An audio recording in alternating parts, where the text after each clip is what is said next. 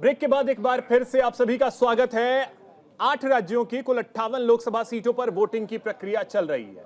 News India सुबह से ही आपको तस्वीरें भी दिखा रहा है, साथ ही हम विश्लेषण भी कर रहे हैं कि आखिर क्या वजह है कि मतदाताओं में उस तरीके का जोश नजर नहीं आ रहा है, उत्साह नजर नहीं आ रहा है कि अधिक से अधिक संख्या में अपने घरों से लोग निकलें, वोट करें। न्यूज इंडिया आपसे ये अपील करता है कि अधिक से अधिक संख्या में अपने घरों से निकलें और वोट करें। अब रामकृष्ण जी आपके पास आ रहे हैं, समझना ये चाहेंगे कि क्या इस बार वाकई में चाहे वो पक्ष हो या विपक्ष हो, मुद्दों को उस तरीके से जनता के बीच नहीं पहुंचा पाया जिसकी वजह से वोटर्स जो हैं वो खींचे चले आए। देखिए, किसी भी इलेक्शन में दो चीज होती है, एंटी इनकम्बेंसी या प्रो इनकम्बेंसी। आप 2014 का इलेक्शन देखेंगे तो एंटी इनकम्बेंसी बेस्ड था, 2019 का देखेंगे तो प्रो इनकम्बेंसी था। इस इलेक्शन में एक समस्या हो रही, ना तो आपको एंटी इनकम्बेंसी नजर आ रहा है, ना तो प्रो इनकम्बेंसी नजर आ रहा है। इसके कारण आप देखेंगे वोट का परसेंटेज जो है वो गिरा है कंपेयर टू तो 2019 के इलेक्शन में। अब सवाल रह गए कि जो सवाल जवाब जो चल रहा है, सत्तारूढ़ पक्ष को सिर्फ जवाब देना होता है, जो विपक्ष होता है उसका ड्यूटी होता है इलेक्शन में मुद्दों को लेकर के जाना और उन मुद्दों पे घेर कर करके जो सत्ता पक्ष है उसका जवाब मांगना। लेकिन यहाँ पे समस्या क्या हो गई?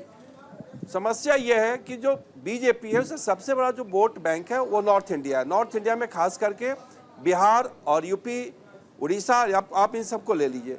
अब यहाँ पे विपक्ष शुरू से ही जो एक गोलबंदी चल रहा था खास करके बिहार और यूपी में कि इनको ओबीसी के इशू पे घेरा जाए, SC ST के इशू पे घेरा जाए। अब बीजेपी के पास मजबूरी यह थी कि बीजेपी को उसी पॉइंट पे फोकस करना पड़ गया, क्योंकि आप देखेंगे नरेंद्र मोदी बार बार जो बात कर रहे हैं ओबीसी बात कर रहे हैं, क्योंकि बिहार और यूपी में सबसे ज़्यादा किसी चीज़ को रेज किया गया इलेक्शन में तो वो ओबीसी का मुद्दा था वो। और खासकर देखेंगे कि जब जातीय जनगणना जब बिहार में हुआ था काफ़ी हंगामा हुआ था, काफ़ी उस पर लोगों ने बात भी उठाया था, लेकिन जातीय जनगणना का इस बार कोई नाम ही नहीं रहा इलेक्शन में। पता नहीं क्या हो गया, जातीय जनगणना की भी बात उठनी चाहिए थी। राहुल गांधी भी अपने भाषण बोले कि हम प्राइम मिनिस्टर जब बनेंगे तो हम जो है पूरे कंट्री में जातीय जनगणना कराएंगे। तो प्रॉब्लम हो गया कि बीजेपी को मजबूर होकर के उसी मुद्दे पे आना पड़ गया जो मुद्दा अपोजिशन जो है रेज किया है ओबीसी का। अगर ओबीसी का मुद्दा रेज करेंगे तो नेचुरली प्राइम मिनिस्टर को ओबीसी पे ही जवाब देना पड़ेगा।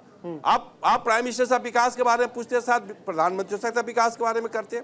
और यूपी बिहार की जो पॉलिटिक्स है बेसिकली आप देखेंगे, चाहे लालू यादव का परिवार हो चाहे मुलायम सिंह का परिवार हो, ये बेसिकली ओबीसी सेंट्रिक है। ओबीसी से बाहर ये लोग निकल ही नहीं पा रहा है। दूसरी बात क्या हो गई कि अब ओबीसी में भी और हर कास्ट में भी अपना अपना नेता हो गया है।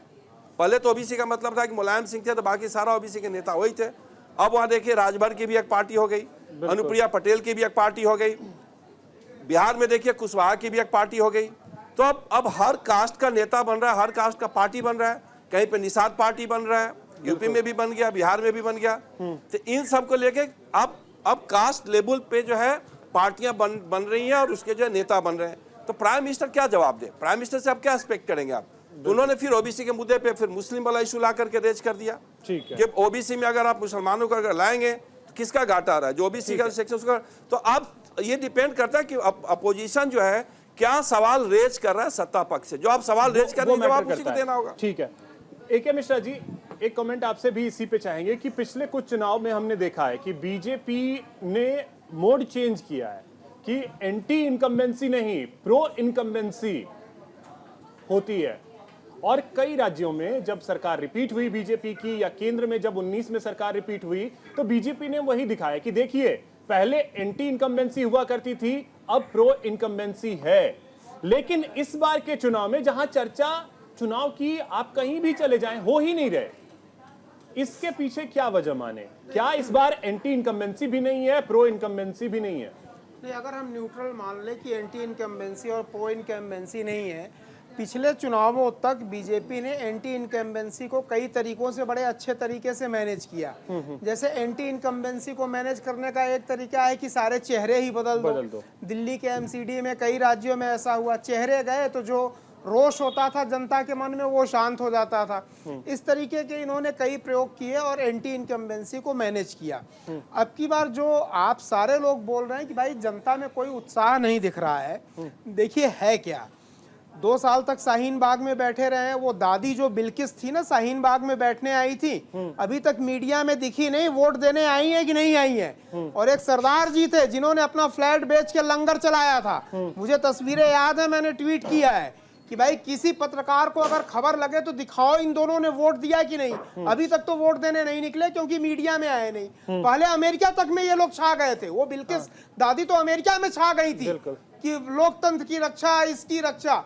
सवाल ये है कि जो टुकड़े टुकड़े गैंग, शाहीन बाग गैंग था, ये लोग भी ऊब गए। 2-2 साल बैठ करके इन्होंने देखा विपक्ष के नेताओं में दम नहीं है। बीच में मत बोलिए, खत्म होने दीजिए, खत्म होने दीजिए, वकील साहब खत्म होने दीजिए। होता ये है ना कि एनर्जी तो एग्जॉस्ट होती है ना। 10 साल से विपक्ष जो है जनता को बार बार बुला रहा है कि इस पे बैठो, उस पे बैठो, पैसे दे रहा है, सब कुछ हो, कुछ नहीं रहा है। तो जनता भी ऊब जाती है। उनको बोला यार जो होना होगा होगा, अब हम धरने पे नहीं जाएंगे, वोट देना है देंगे। यही हालत बीजेपी वालों का भी है। बीजेपी के जो वोटर हैं वो भी समझ गए हैं कि कोई मुद्दे नए तो है नहीं, ये रुकने वाले नहीं, झुकने वाले नहीं। इनको जो करना है वो करेंगे, सड़क बनवाएंगे, विकास करेंगे, 370 हटाएंगे, ये जो इन्होंने बोला है। तो उनके लिए भी कोई अट्रैक्शन नहीं है। वो एकदम परम संतुष्ट है। बीजेपी के जो वोटर हैं पूरे आत्मविश्वास से भरे हैं, परम संतुष्ट हैं कि भैया सड़क पे जाने की जरूरत नहीं है, चुपचाप वोट दे दो, ये करेंगे तो है ही काम। विश्वास है उनका। ये फैक्टर काम कर रहा है, इसलिए दोनों तरफ के वोटर उत्साहहीन हैं। कौशिक जी, आप क्या सोच रहे हैं? देखो अभिषेक जी, आप देखेंगे अगर हम उत्तर प्रदेश से चर्चा करें, यहाँ योगी जी 50 रैली करते हैं, जहाँ नरेंद्र मोदी 7 बार उत्तर प्रदेश में आ जाते हैं, तब तो राहुल गांधी अखिलेश यादव तैयार होते हैं इलेक्शन के लिए। सर प्लीज माइक ले लीजिएगा। तब तो राहुल गांधी और अखिलेश यादव तैयार होते हैं इलेक्शन के लिए। जब 50 रैली योगी जी कर चुके हों, 7 से ज्यादा बार यदि उत्तर प्रदेश में प्रधानमंत्री की रैलियां हो गई हों, उसके बाद विपक्ष तैयारी के मोड में आता है। और आप देखिए, जब कांग्रेस को गठबंधन में सीटें मिलती हैं तो 35 दिन तक आप एक प्रत्याशी घोषित नहीं कर पाते हैं। 35 दिन निकाल देते हैं कि पहला प्रत्याशी को घोषित करने में। तो निश्चित तौर से जो समय आपको जनता के बीच जाने का होना चाहिए था, उस समय आप नहीं जा पाए। नरेंद्र मोदी हों या आदित्य योगीनाथ हों या आप अन्य बीजेपी के बड़े नेताओं की बात करेंगे, वो पूरे देश की बात करेंगे, पिछले 6 महीने से, चुनाव घोषणा होने से पिछले 6 महीने से रैलियां उनकी शुरू हो गई। ब्लूप्रिंट उनका पहले से ही तैयार हो जाता है। लेकिन विपक्ष में बैठे हुए राजनीतिक दल लड़ते रहे सीटों के बंटवारे को लेकर के, कॉमन मिनिमम प्रोग्राम तय करने के लिए, पार्टी का संयोजक कौन होगा कौन नहीं होगा इस पर तय करने के लिए अलग अलग राज्यों में मीटिंगें होती नहीं। तो जब ऐसी स्थिति में, और सबसे महत्वपूर्ण आप देखिए, प्रत्याशियों को ये पता नहीं कि बी फॉर्म मिलने के बावजूद भी हम प्रत्याशी रह पाएंगे कि नहीं रह पाएंगे। तो ऐसी स्थिति में जो उनका समर्थक और जो वोटर होता है वो क्या करेगा, कहाँ जाएगा, किसके लिए लड़ेगा? जब उनके जो लीडर हैं वही इतने उदासीन स्थिति में पहुंच गए हों कि केवल ट्विटर से और फेसबुक पर चलने से नहीं काम होता है। जब आप देखेंगे कि 2022 के चुनाव में जितना बीजेपी को वोटर मिला उससे कई गुना ज्यादा समाजवादी पार्टी को वोटर मिला। इतना वोटर तो मुझे लगा, इतना वोट प्रतिशत तो मुलायम सिंह यादव के जमाने में भी नहीं समर्थन मिला उत्तर प्रदेश में। ऐसी स्थिति में सबसे बड़ी पार्टी के रूप में, सबसे बड़े पार्टी के अध्यक्ष के रूप में जब अखिलेश यादव को समर्थन 2022 में मिलता है और उसके बाद 2024 में चुनाव होता है, कहाँ गई आपकी उदासीनता? आपको पता था पिछले 4 महीने से समाजवादी पार्टी चिल्ला रही थी कि पार्टी में भी पार्टी बंदी है। राम गोपाल यादव जी ने भी कई बार कहा, अखिलेश जी ने भी कई बार कहा, आप इसको खत्म नहीं कर पाए। पार्टी बंदी क्या है? आप वो किले आपके ध्वस्त हो गए जहां से समाजवादी पार्टी जानी जाती थी, चाहे रामपुर हो चाहे आजमगढ़ हो। आपने रामपुर के लिए क्या किया? समाजवादी पार्टी ने एक ऐसा नेता जिसको सरकार घेर रही थी, तमाम ऐसे मुकदमे लगाए जा रहे थे, समाजवादी पार्टी उसके लिए जानी जाती है जो अपने एक एक कार्यकर्ता के लिए सड़कों पर उतरने के लिए जानी जाती है। और आजम खान के साथ क्या हुआ ये पूरे प्रदेश ने देखा कि यदि समाजवादी पार्टी उनके साथ सड़कों पर खड़ी होती तो कम से कम जो मनोबल कार्यकर्ताओं का होता है वो निश्चित तौर से वो बढ़ता है। आप सीतापुर जेल में मिलने के लिए जाते हैं अखिलेश यादव, सीतापुर जेल में मिलने के बाद समाधान आप नहीं निकाल पाते हैं। पहले तो आपको जेल में जाना नहीं चाहिए था, किसी पार्टी के बड़े नेता को भेजना चाहिए था। यदि आप चले भी गए तो राष्ट्रीय अध्यक्ष के जाने के बाद समाधान यदि आपके पास नहीं है। और जो आजम खां और अखिलेश यादव जी के बीच की दूरियां थी वही पश्चिम की राजनीति में हम उलझ सब कर ने रह खूब गए। अच्छे से देखी उसको। तो जब आप प्रदेश की स्थिति ऐसी नहीं कर पा रही है, पश्चिम बंगाल में आप देखिए, पश्चिम बंगाल में सर, कांग्रेस के ये साथ जवाब वामपंथी अभिषेक जी सभा बहुत के सारे ऐसे प्रवक्ता सवाल देंगे, हैं। यूपी वाली बात है, लेकिन मैं थोड़ा सा जवाब दे दूं नहीं, सभा के शर्मा जी नहीं, प्लीज सिर्फ प्लीज 30 प्लीज सेकंड प्लीज के नहीं जवाब नहीं दे नहीं दूं सर, नहीं कि सर, प्लीज। एग्जाम के देखिए, टाइम में, मुझे अभी एग्जाम के टाइम में ओंकारेश्वर जी के पास भी जाना है बस और सिर्फ 30 सेकंड बोलूंगा। नहीं नहीं नहीं सर, सिर्फ प्लीज सिर्फ एक कहावत है कि भोज के समय कोहरा नहीं रोकते, और एग्जाम के टाइम में जो है ना पढ़ाई करने वाले वो है स्टूडेंट होते हैं जो साल भर नहीं पढ़ते। यदि मोदी जी साल भर पढ़ाई काम किए वो होते ना 10 साल, तो उनको जनता के सामने इतना जो है गला फाड़ कर चीखना नहीं पड़ता। आज शर्मा एग्जाम जी, है ना, देश आज की जो पहली कहते हैं, सरकार है जो श्वेत पत्र लेके आई सरकार 10 अपने साल पक्ष से में। विपक्ष ठीक का है, रोल पहली निभा रही है सरकार सपा ऐसी है, जिसने सपा आखिरी कांग्रेस। 10 साल में इसीलिए देखा हमने जनता क्या के किया, 10 उसके दिन बाद में क्या किया। कन्हैया वो देखिए श्वेत 10 दिन पत्र में जारी जीत रहा है, वो कन्हैया श्वेत 10 पत्र दिन में आपने जीत पढ़ा, रहा है। वो श्वेत पत्र आपने अरे पढ़ा। सर 10 साल काम किए होते ना, रविंद्र कोई जी, इतनी रविंद्र रैली जी, नहीं करनी शर्मा पड़ती। जी, कोई भी राजनीतिक रविंद्र दल जनता के की सामने सरकारें रही, गला फाड़ के एक चिल्लाना भी नहीं पड़ता, सरकार में हिम्मत तोता नहीं की हुई तरह अपनी रट्टू मल नहीं होता। अपनी सरकार के खिलाफ ठीक है श्वेत पत्र सर, जारी करते। ठीक है रविंद्र जी, रिप्लाई जल्दी से। पूरे भारतवर्ष में केवल एक व्यक्ति है जिसने एंटायर पॉलिटिकल साइंस से एमए कर रखा। मुख्यमंत्री भी रहे, प्रधानमंत्री भी हैं। उनको ये नहीं मालूम है कि भारत में सांसद का चुनाव होता है, प्रधानमंत्री का नहीं। ऐसा कहते हैं तो संविधान का माहौल उड़ाते हैं, संविधान पर चिन्ह लगाते हैं। इसके लिए नरेंद्र मोदी जी को फिर से संविधान का अनुच्छेद 75 पढ़ना चाहिए। कह रहे हैं कि ये एमपी का नहीं पीएम बनाने का चुनाव है। ऐसे व्यक्ति से आप अपेक्षा ही क्या करेंगे? फिर उन्होंने अपने 10 साल का एक भी उपलब्धि नहीं गिना पाई। बोला क्या? मुफ्त अनाज, मुफ्त इलाज, शौचालय और गैस का सिलेंडर हर सरकार ने दिया है। जब गैस का सिलेंडर नहीं था तो मिट्टी का तेल दिया जाता था। तब सब सरकारों ने दिया है, उनकी कोई उपलब्धि नहीं है। अब वो कभी कभी ब्रह्मा बन जाते हैं, कभी कभी विष्णु बन जाते हैं। तो ब्रह्मा बन के उन्होंने जातियों का निर्माण कर दिया था। गरीब, युवा, अन्नदाता और नारी उस पर नहीं बोल पाए। गरीब किसको उन्होंने डिफाइन कर दिया? गरीब ब्रह्मा बन गया तो बताया गरीब वो है जो 32 रुपए प्रतिदिन शहरी व्यक्ति खर्च कर ले, वो गरीब नहीं है। गांव में तो ये पीडीए वाला जो बनाया था वो कौन ब्रह्मा जी थे? पीडीए वाले? पीडीए में क्या ब्रह्मा जी आ गया? नहीं, एक कोई अगर आपने बोला कि ज्ञान ब्रह्मा जी ने बनाया तो एक ब्रह्मा जी तो पीडीए भी बनाए होंगे। इसमें जातियां तो बनाई नहीं, धर्म तो बनाया नहीं। नहीं तो ये पीडीए क्या है? पीडीए तब जब आपको मालूम नहीं तो पूछिए पीडीए क्या है। इसमें ब्रह्मा जी को वही- क्यों डाल दिया आपने? जब ब्रह्मा नहीं, जी को आपने- पूछिए ना पीडीए क्या है। हाँ तो वही मैं पूछ रहा हूँ, पीडीए है मुझे क्या? आप समझिए क्या है। हाँ। अगर आप पीडीए गुरु गोरखनाथ जी को जानते होंगे, कबीर दास जी को जानते होंगे, रविदास जी को जानते होंगे, तब आपको पीडीए का ज्ञान अपने आप हो जाएगा। पीडीए मतलब पिछड़ा, दलित, अल्पसंख्यक, आदि आबादी और किसी भी प्रकार का आंकड़े में जो दलित हो। और इसी के लिए गुरु गोरखनाथ जी ने भी अपना जीवन लगाया है, संत कबीर दास जी ने भी लगाया है, रविदास जी ने भी लगाया है, तो अम्बेडकर जी ने यानी भी लगाया है। समाजवादी पार्टी को अगड़ों से कोई लेना देना नहीं, सिर्फ उनको पीडीए चाहिए। ये आपका स्टेटमेंट है, पूछ रहे हैं अब हम। मैं पूछ रहा हूँ। उसके लिए आपको माननीय अखिलेश जी का स्टेटमेंट, पत्रकार वार्ता जो आपने पूछा, इसमें पत्रकार वार्ता उन्होंने 3 बार किया।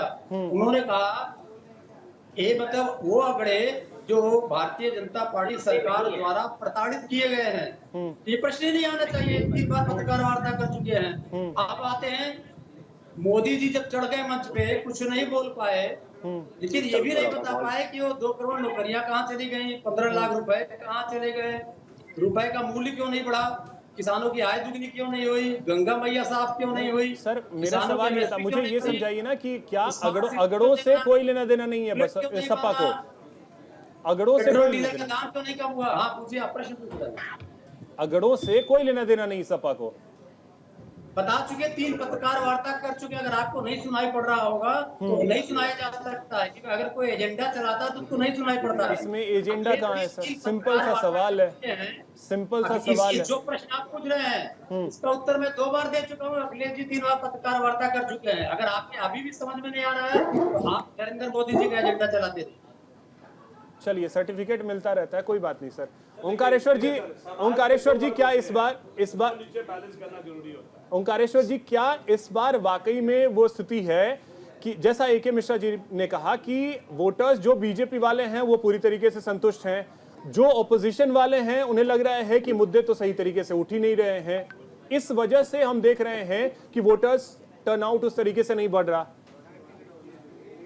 नहीं, देखिए, दो बातें हैं। एक तो जब भी हमने देखा है कि बीजेपी को बहुमत मिला, चाहे वो 2014 में और 2019 में, तो वो मैसिव वोटिंग हुई थी और उसमें बीजेपी के कार्यकर्ताओं का, संघ के कार्यकर्ताओं का बहुत बड़ा योगदान था, उससे नकारा नहीं जा सकता।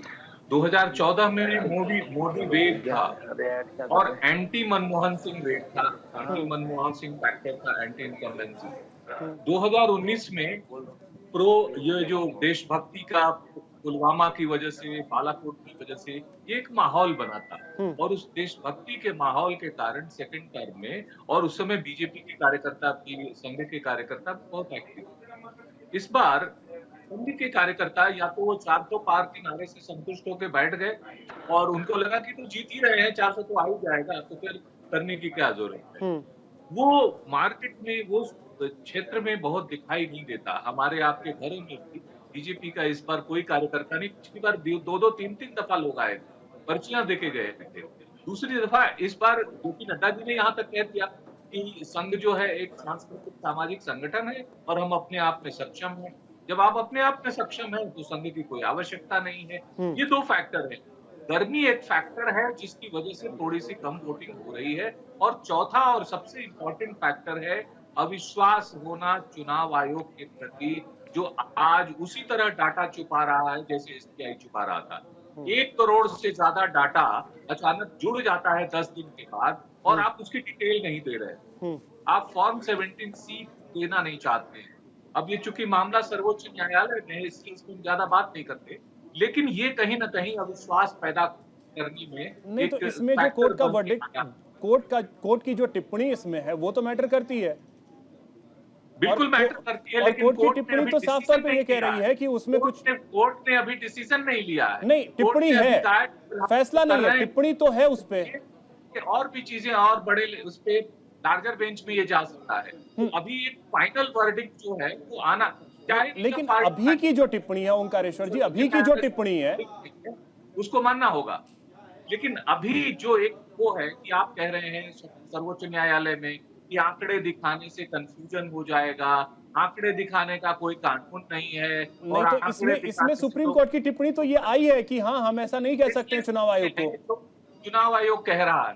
मुझे लगता है कि इस देश में ट्रांसपेरेंसी के साथ जितना इलेक्शन होगा, लेवल प्लेइंग फील्ड के साथ, कोई भी पार्टी जीते कोई भी हारे, इससे कोई फर्क नहीं पड़ता है। इस देश ने कांग्रेस सरकारों को भी बार बार हराया है। उस समय इंदिरा इंदिरा कहा जाता था, तब कांग्रेस को हराया है। 77 में जनता पार्टी आई, उसको भी बाद में हराया। ठीक है नरेश बंसल जी, आखिरकार घूम फिर करके वही ईवीएम और ये सारी चीजें फिर आने वाली हैं।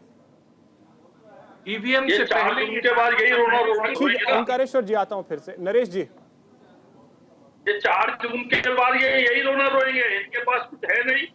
हमारे पास 10 साल का डेवलपमेंट है, 2047 तक का रोड मैप है। हम अपने काम में लगे हैं, उस काम को करेंगे।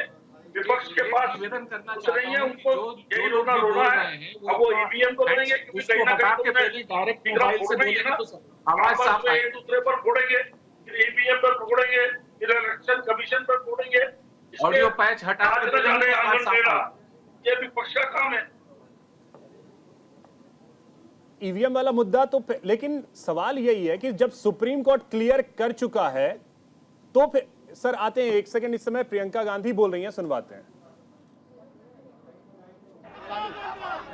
कि इस तरह के शब्द उनके मुंह से नहीं निकलने चाहिए।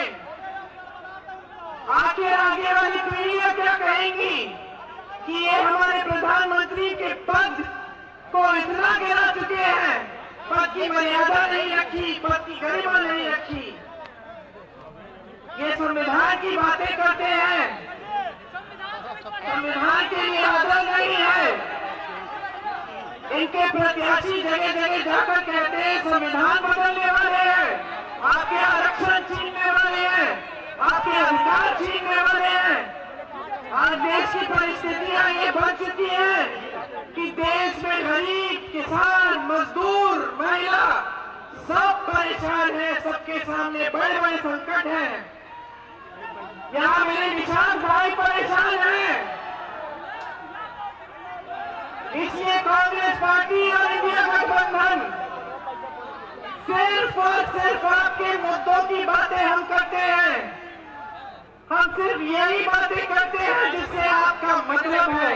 हम चुनाव में प्रचार करने आते हैं तो हम बताते हैं कि हम बेरोजगारी को कम करने के लिए क्या करेंगे, हम महंगाई को कम करने के लिए क्या करेंगे, हम महिलाओं को सक्षम बनाने के लिए क्या करेंगे।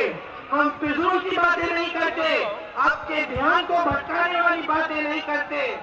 आज कांग्रेस पार्टी की गारंटी है कि नौजवानों को पहला रोजगार, पहली नौकरी पक्की मिलेगी, 1 लाख रुपए सालाना बढ़ाएंगे। आज महिलाओं के लिए ये गारंटी है कि हर महीने 8,500 रुपए आपके खाते में जाएंगे। हर गरीब परिवार की सबसे बड़ी महिला के खाते में आंगनबाड़ी आशा बहुओं का मानदेय बढ़ाएंगे, मिड डे मील की महिलाओं का मानदेय बढ़ाएंगे। नौजवानों के लिए एक 5,000 करोड़ रुपए का फंड लाएंगे जिससे आप अपने कारोबार शुरू कर पाएंगे।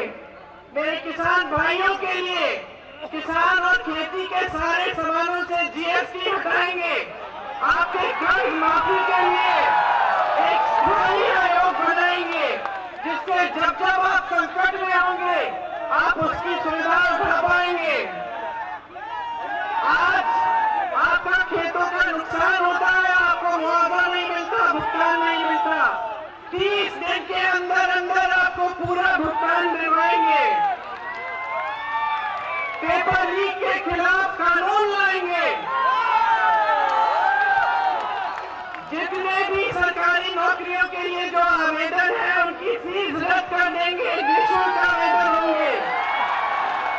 पढ़ाई के लिए आप कर्ज लेते हैं तो वो कर्ज माफ किए जाएंगे।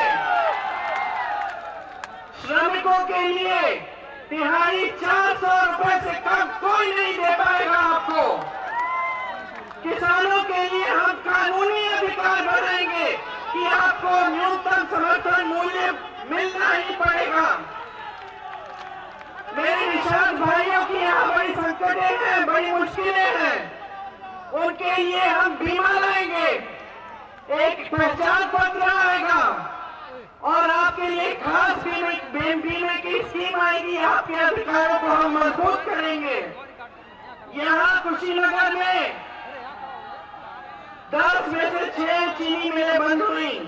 कप्तानगंज का मिल बंद हुआ, लक्ष्मीगंज का मिल बंद हुआ, रामकोला का मिल बंद हुआ, पडरौना का मिल बंद हुआ, कटकुइया का मिल बंद हुआ, चितौनी का मिल बंद हुआ। ये है भाजपा की सरकार आपके लिए।